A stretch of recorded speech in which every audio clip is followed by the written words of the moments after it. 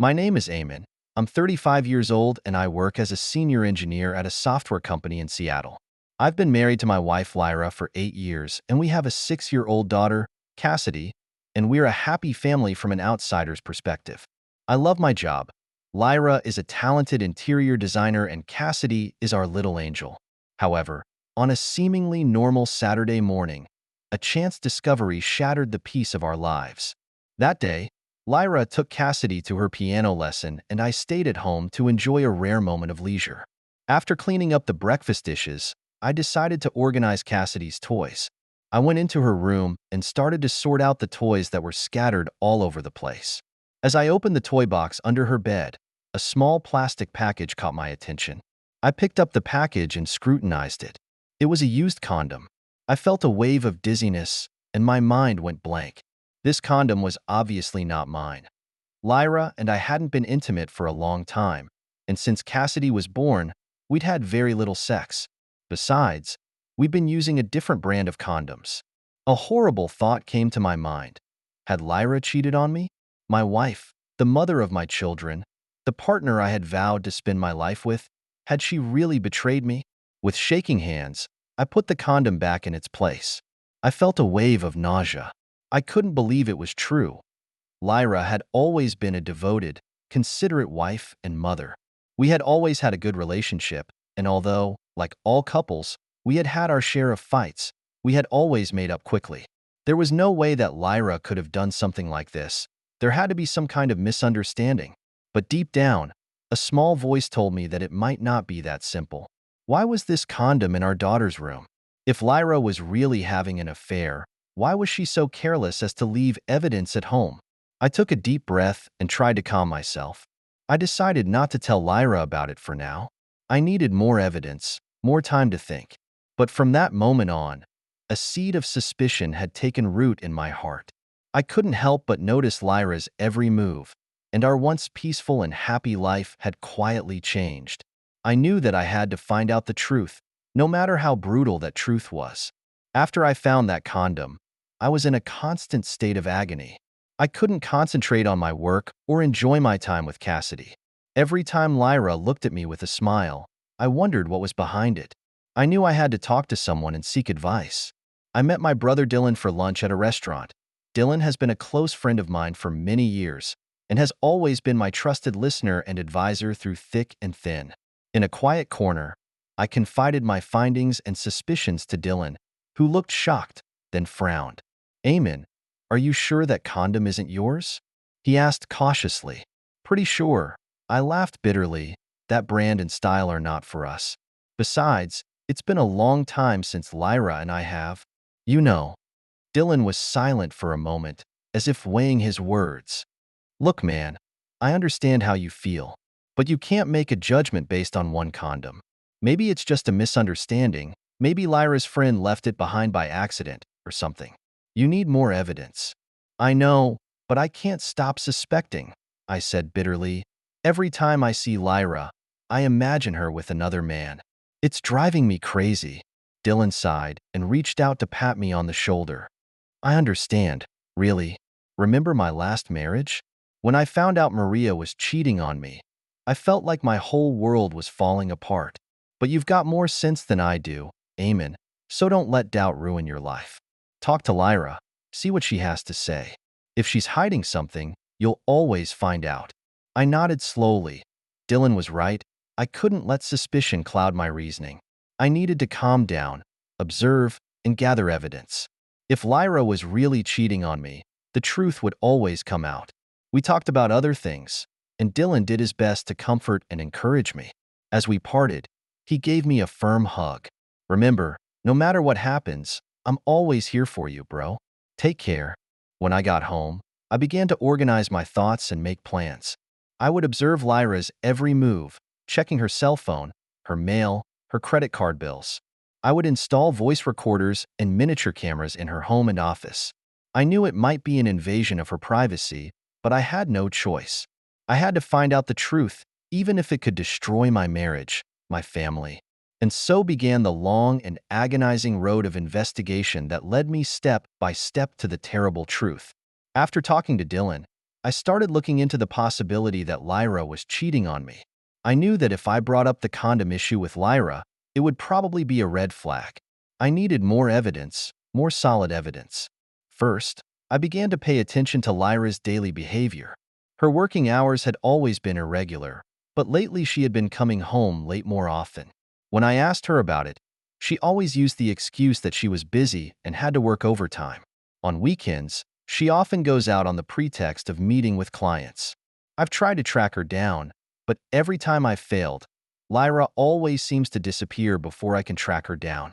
It made me wonder if she had some secret to hide. I started checking Lyra's cell phone. I knew her password, but when I opened her text and call logs, I realized they'd all been erased. This was unusual. Lyra was never one to delete messages on a regular basis. I even wondered if she had another cell phone. I checked her email, but other than some work correspondence, I didn't find anything suspicious. I even searched her social media accounts for clues, but there were no signs of cheating there either. I'm starting to wonder if I'm being paranoid. Maybe Dylan was right, and the condom could really just be a misunderstanding.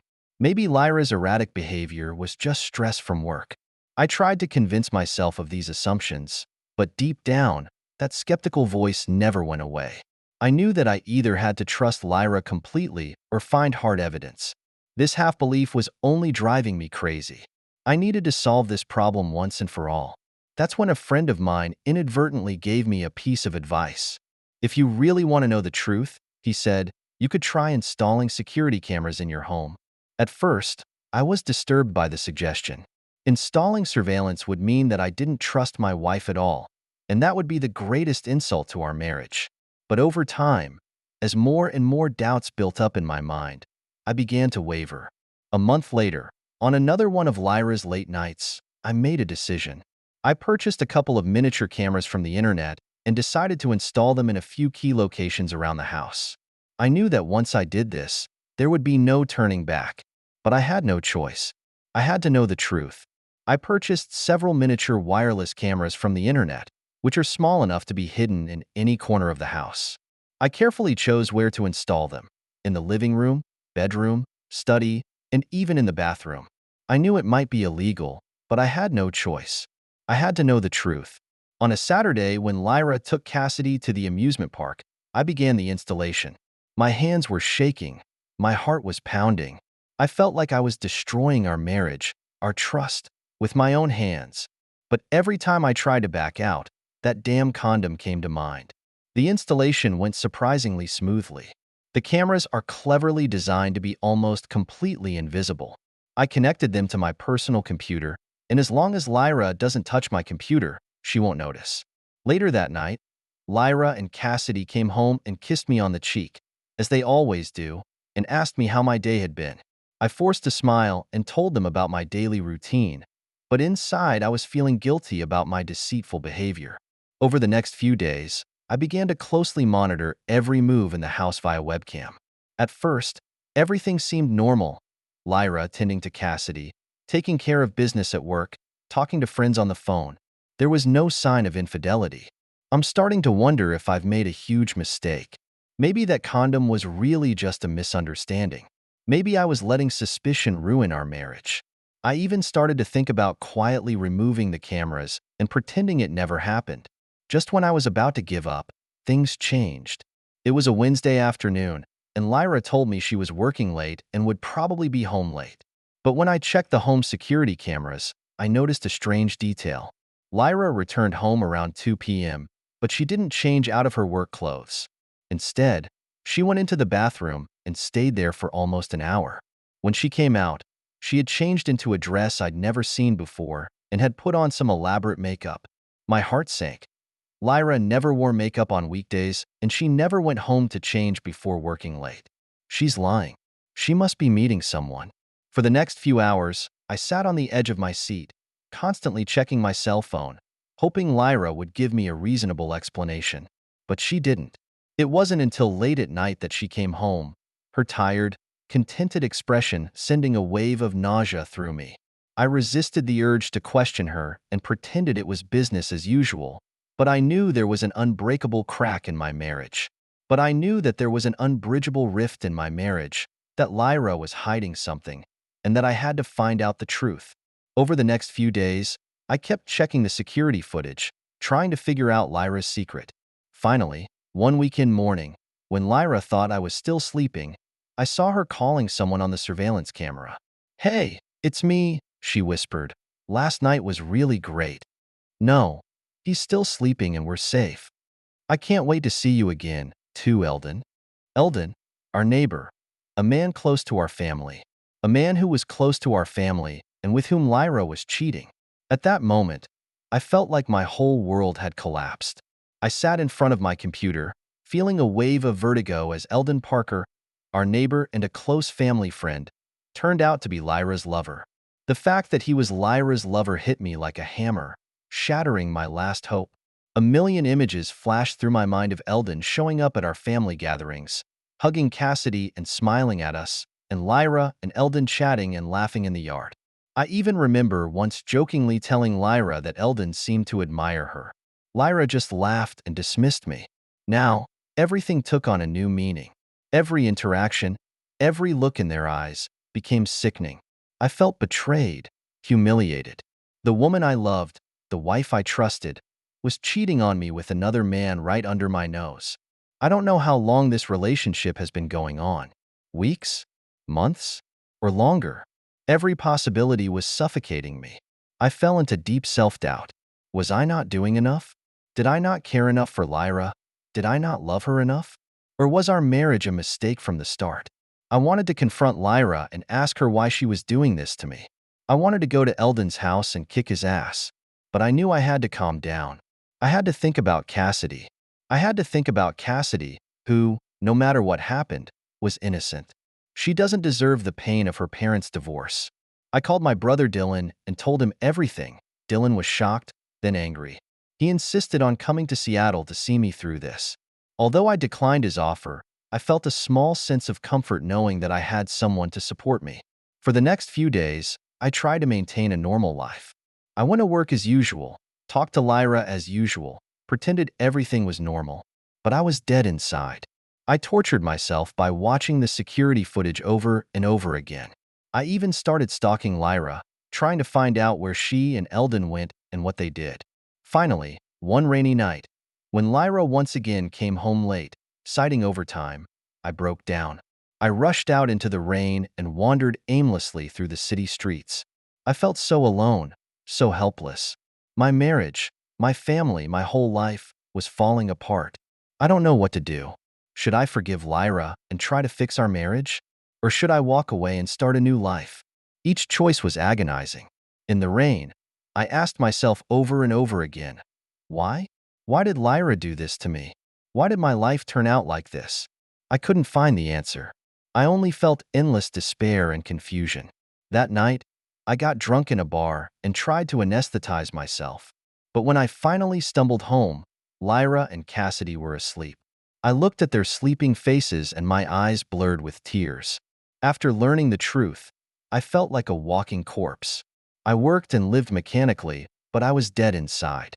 I kept asking myself why Lyra betrayed our marriage and our family. But no matter how hard I thought, I couldn't find the answer. I started having frequent nightmares. In my dreams, I saw Lyra and Eldon laughing at me, and I couldn't do anything about it.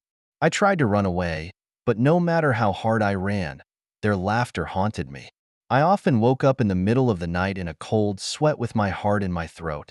I knew I needed help, so I contacted my brother Dylan again, and this time, he insisted on coming to Seattle to see me. When he showed up on my doorstep, I almost burst into tears. I had never needed someone to talk to so badly. We talked all night in the living room. I poured out to Dylan all the pain and confusion that I had been feeling for a long time.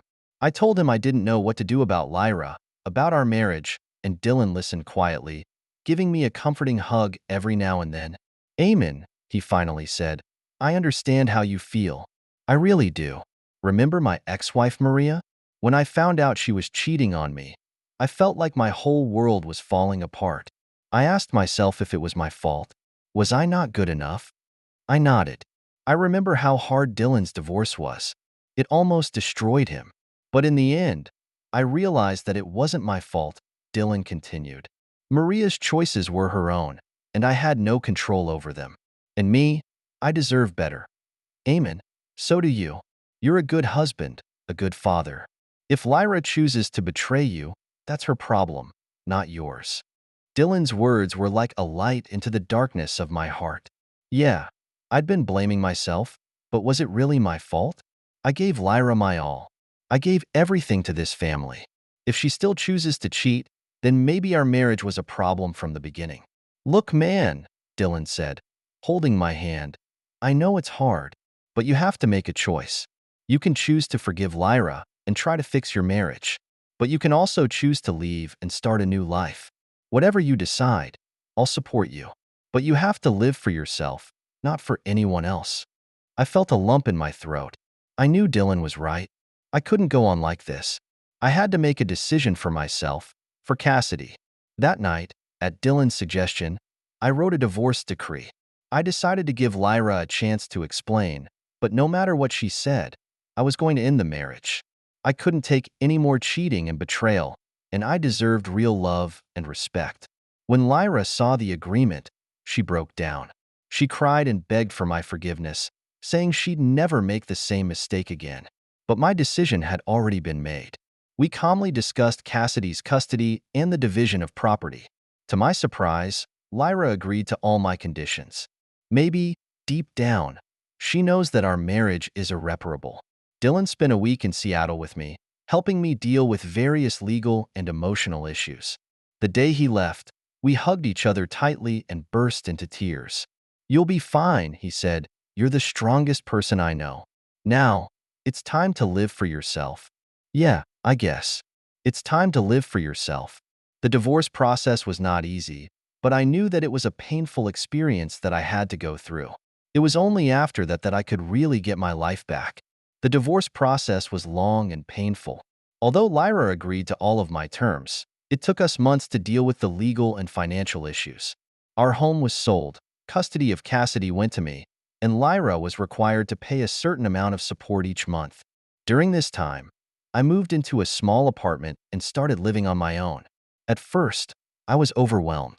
I had to learn to cook, clean, and take care of Cassidy. And sometimes I would wake up in the middle of the night and subconsciously touch my side, only to find it empty. But gradually, I began to adapt to this new life. I realized that my life was freer and easier without Lyra. I could live my life on my own terms, without having to conform to the expectations of others. I began to rediscover myself and recognize myself again. I began to pay more attention to Cassidy's life. I participated in her school activities, played games with her, and listened to her tell her little secrets. I was amazed at how funny and smart my daughter was. As I cared for her, I grew as well. I also began to reevaluate my work. For years, I had been giving myself to the company, but did I really love my job? I started to think about getting a new job, or even starting my own business. These thoughts used to scare me, but now I have the courage to try. 6 months later, when the divorce became official, I made a decision. I decided to leave Seattle and start over in a new city. I needed a new environment, a place where the past was not a shadow. I told Dylan about the idea and, surprisingly, he was very supportive of my decision. You should go to Edinburgh, he suggested. It's got a world-class university for Cassidy's education. Plus, the scenery is beautiful and you've always wanted to travel there. Edinburgh. The name sent a ripple through me. Yes, I've always wanted to go there. There were old castles, beautiful mountains, and friendly people. Maybe, there, I could really make a fresh start. Once the decision was made, everything became easier. I quit my job, sold my apartment, and took Cassidy on a plane to Edinburgh. As the plane rose into the sky, I felt a sense of relief. I knew I was flying into my new life. In Edinburgh, everything was new. I got a job teaching at a university and Cassidy got into a great school. We rented a cozy house and started exploring this beautiful city. Gradually, I felt my heart begin to heal. Although the hurts of the past were still there, they no longer controlled my life. I began to smile and enjoy life again. I knew that I was rebuilding myself step by step. Of course, it wasn't easy. Sometimes I still think of Lyra and the life we had. But I'm no longer haunted by these memories. I know that I've moved on from the past and I'm creating a better future. On our first Christmas in Edinburgh, Dylan came to visit us. As we sat in front of the fireplace and watched Cassidy open her presents, I felt a warmth come over me. "Look at you, Eamon," Dylan said with a smile. "You've come so far. I'm so proud of you." "Yeah, I guess. I've come so far. And this is just the beginning of a new life." Life in Edinburgh is good. There's a unique charm to this ancient city where every cobblestone street and castle tells a story. Cassidy and I quickly fell in love with it. My job at the University of Edinburgh is also going well. I teach computer science, and my students are bright and enthusiastic about learning. Preparing lessons and marking assignments takes up most of my time, but I'm not bored. On the contrary, I find myself enjoying the process more and more. Cassidy is also adjusting well to her new school. She made new friends very quickly, and her grades have always been among the highest. Seeing her happy face makes all the hard work worthwhile. Life was getting back on track, and I was starting to have more personal time. I got back into reading and started frequenting the local library. I also signed up for a photography course to learn how to capture the beauty of Edinburgh through my lens. It was in a photography class that I met Brianna. Brianna is a young art history student with dazzling red hair and bright green eyes. When we first met, she was intently adjusting her camera settings. I was impressed by her seriousness and concentration. We quickly realized we had a lot in common. We both have a love of art and history, and we both like to spend our weekends exploring Edinburgh. We started having coffee, visiting museums, and going for walks together. Gradually, I found myself looking forward to seeing Brianna more and more, whose smile could light up my world and whose voice was like a beautiful song. When I'm with her, I feel happier and more fulfilled than ever. I began to realize that my feelings for Brianna went beyond friendship, but at the same time, I felt hesitant. After Lyra's betrayal, I wasn't sure I was ready to start a new relationship. I didn't want to get hurt again, but Brianna's presence is so beautiful, so real. She made me believe that maybe I had a chance to love, to trust. One rainy evening, while we were sheltering together in the street, Brianna suddenly kissed me. At that moment, the world seemed to stop spinning. I felt something melt in my heart, and a warmth, a hope, began to spread in my heart. I decided to give this relationship a chance. We started dating, and our relationship heated up quickly. I took her to see Cassidy, and they hit it off. I've never felt so complete, so happy. I thought I had finally found my happiness. I thought that after so much suffering, fate had finally decided to smile at me. But I was wrong. Like the calm before the storm, my happiness was so fragile, so fleeting.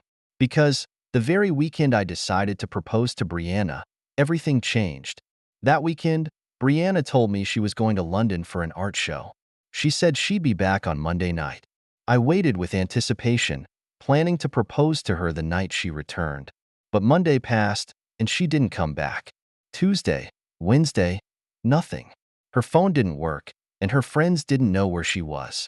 I felt a sense of foreboding. I called the police, but they told me that you have to wait 24 hours for a person to go missing before you can file a case. In desperation, I began my own search.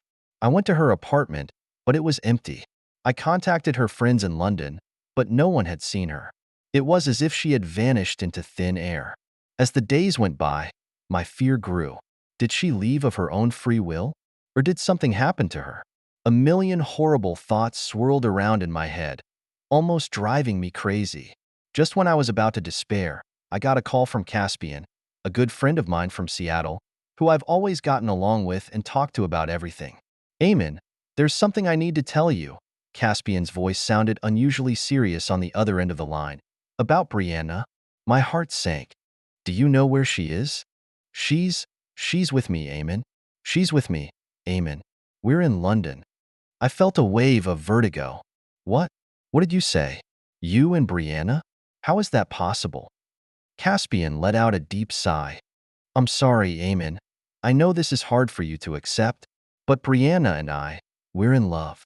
I can't believe my ears. Brianna and Caspian? How is that possible? When did they become so close? Caspian, You know Brianna is my girlfriend. How could you? How could you do this to me?" I felt anger and sadness coming over me at the same time. "I know, Eamon, I know. I never meant to hurt you.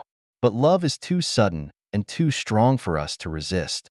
Believe me, neither of us wanted to hurt you." I felt the heavens spinning. The two people I trusted most, my best friend and my lover, were cheating on me behind my back. How ironic. How cruel is this? "Eamon, please listen to me." Caspian's voice took on a hint of pleading. "I know we hurt you, and I'm really sorry. But Brianna and we really love each other. We want to be together. And I sincerely hope that you'll understand and give us your blessing." I let out a bitter laugh. A blessing? How could that be? How could it be after they betrayed me so cruelly? "Caspian, I don't know what to say. I need time. I need to calm down." I practically pushed the words out of my teeth. "I understand, Eamon. I really do. Take the time you need. But remember, no matter what happens, you'll always be my best friend. I'll always love you." The phone hung up. I slumped in my chair and felt a wave of emptiness. My world had fallen apart in an instant. I spent the next few days in a state of confusion. I couldn't work. I couldn't live. I lay in bed all day, thinking about Brianna, about Caspian, about what we had and what we could have had. Cassidy saw my pain, and she did everything she could to comfort me. She was my only comfort, my only hope. And so, I spent my darkest days. Anger, sadness, disbelief, all sorts of emotions were swirling in my heart. I felt a great deal of pain, a great deal of despair. Why? Why? Why does fate torture me like this? Why is it that whenever I think I've found happiness, it cruelly snatches it away? I don't know how to face this harsh truth. I don't know how to go on living. At that moment, I felt more lonely and helpless than ever before. I felt like a withered leaf fluttering helplessly in the winds of fate. I knew that I had to make a choice. I had to decide if I was going to give up or if I was going to pick myself up again and move on. But I don't know if I have the courage and strength to face the challenges ahead. I don't know if I can still believe in love and life again after so much betrayal and hurt. That night, I sat alone in the dark with tears streaming down my face. I had never felt so lost, so vulnerable. After I found out about Brianna and Caspian, I felt completely devastated. I don't understand. Why would they do this to me? Aren't we family? Didn't Brianna and I love each other? I tried to contact Brianna, wanting an explanation, but she refused to take my calls or return my messages. She just disappeared from my life, completely. I tried to talk to Caspian, too, but every time I bring it up, he's always evasive and vague. He said he was sorry, but that he and Brianna were truly in love. He said he never meant to hurt me, but that some things were out of his control. I can't accept that explanation. I cannot forgive them for their betrayal. I feel angry. I feel sad. I feel helpless. I didn't know how to cope with it all. And so, I had a dark time.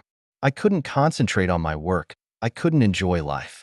I spent my days in bed, thinking about my life, about all the betrayals and the pain I had experienced. Cassidy was my only comfort. Although she was young, she seemed to understand my pain. She would climb into my bed, hug me and tell me everything would be okay. Cassidy gave me the courage to go on with my life. I knew I had to be strong for her. I had to keep going for her. Gradually, I began to try to start living again. I went back to work and started socializing with friends. Every day was hard, but I knew I had to keep going. Just when I thought life was starting to get back on track, I got a message. It was about Brianna. "Did you hear that Brianna has a big fashion show in London next week? I hear it's very important for her career." I stared at the message and felt a surge of anger. So, after hurting me, Brianna just went on with her life and her career as if nothing had happened? A thought suddenly crossed my mind. I'm going to London, to her fashion show, but not to support her, but to expose her. I want everyone to know what kind of person Brianna is. I'll make her feel betrayed and humiliated. I booked a flight to London and began to plan my program. I contacted some journalists and told them a story about the infidelity of a famous designer. I told them to get ready and wait for my signal at the fashion show. Soon the day of the fashion show arrived. I sat in the audience and watched Brianna's creations being shown piece by piece. I must admit, they were beautiful. But that doesn't overshadow what she's done. Finally, the show was over, and Brianna stepped out onto the stage, smiling, ready to be applauded and congratulated. That's when I stood up. "Ladies and gentlemen," I said loudly, "before you applaud Brianna, there's something you should know." There was silence. Everyone looked at me, including Brianna. Everyone looked at me, including Brianna, whose face instantly paled. Brianna, the talented designer, betrayed me. She cheated on me with my good friend Caspian. Yes, that's the man sitting there. I pointed to Caspian, who bowed his head, not daring to look at me. She lied to me. She lied to all of us. She doesn't deserve our respect and applause. I could see that the reporters were already taking pictures and videotaping the event, and Brianna stood on the stage, tears starting to fall. But I don't feel guilty. This is the price of betrayal. This is what happens when you cheat. I turned away, leaving a mess behind me. I knew that from now on, Brianna's career, her reputation, would be ruined. And that's what she deserves. I walked out of the meeting and took a deep breath. I felt a sense of relief, as if a weight had been lifted. Yes, revenge is not noble, but sometimes it's necessary. It's my way of healing myself, of starting over. After publicizing Brianna's infidelity at the London fashion show, I felt more exhausted than ever. It was as if the emotional turmoil of the years had finally peaked, and I was exhausted. I knew that I needed a fresh start again, a new environment, a place without the shadow of the past. I think of Manchester. It's a city I've never been to, but have always longed for. I'd heard about the friendly people, the beautiful scenery, and the booming economy. Perhaps it could be the start of a new life for me. Once the decision was made, everything became easier. I quit my job and arranged Cassidy's school transfer. I sold my house in Edinburgh and bought a new apartment in Manchester. The day I said goodbye to Edinburgh was a day of mixed feelings. This city had seen some of the happiest and most painful times of my life, but I knew it was time to say goodbye. Cassidy adapted quickly to the change. She loved her new school in Manchester and quickly made new friends. Seeing her smiling face, I knew I had made the right decision. In Manchester, it was all a new beginning. I found a new job and started learning new skills. I made new friends and started to try new hobbies. Gradually, I felt the wounds inside me begin to heal. Although the shadows of betrayal were still there, they no longer controlled my life. I began to rediscover myself and the joys of life. Sometimes I think of Lyra and Brianna, of the happy times we had, and of the painful memories. But I don't feel angry or sad anymore. I realize that they are just passing through my life, and my journey continues. Now, Cassidy and I are starting our new chapter in Manchester. I know that there will be challenges and difficulties ahead, but I've learned to face them and draw strength from them, because I understand that life is never perfect. It has laughter and tears, sunshine and storms. The important thing is that after all this, we still choose to move forward and embrace hope. I stood on the balcony of my new apartment and took a deep breath. It was a starry night in Manchester. I felt a sense of peace and freedom that I hadn't felt in a long time. Yes, this is my new life.